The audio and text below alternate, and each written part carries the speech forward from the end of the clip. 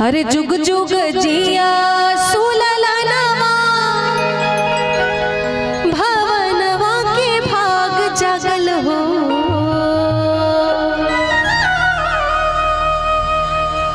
जुग जुग जिया सुललनवा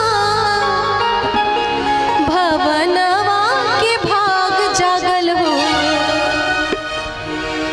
इललना लाल होई है फुलवा के दीपक मनवा में आस लागल हो। इललना लाल होई है फुलवा के दीपक मनवा में आस लागल हो। जुग जुग जिया सुललनवा भवनवा के भाग जागल हो।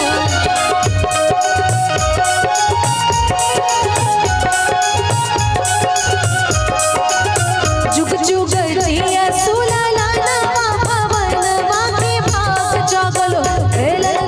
लाल हुई है फुलवा के दीपक मनवा में आस लागल हो। ललना लाल हुई है फुलवा के दीपक मनवा में आस लागल हो।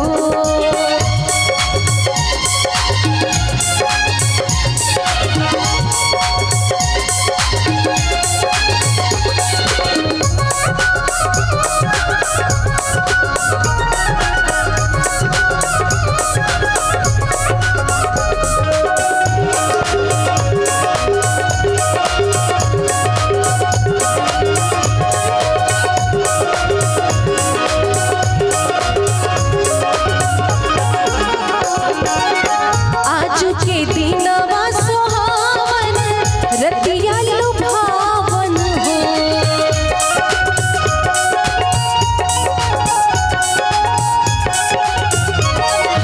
आज के दिनवा सुहावन रतिया लुभावन।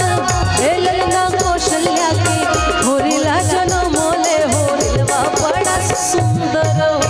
ललना कौशल्या के होरिला जनम मोले होरिलवा बड़ा सुंदर हो।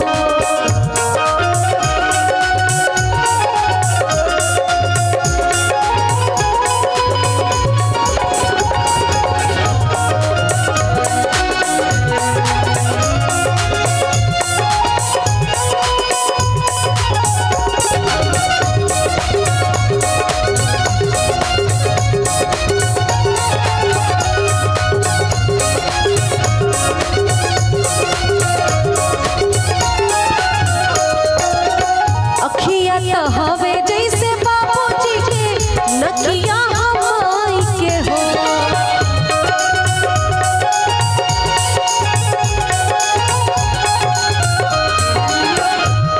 अच्छा, कितने लोगों ने ये सोहर सुना है और कितने लोग गाते हैं? एकदम सही से ईमानदारी से दोनों हाथ उठा दीजिए।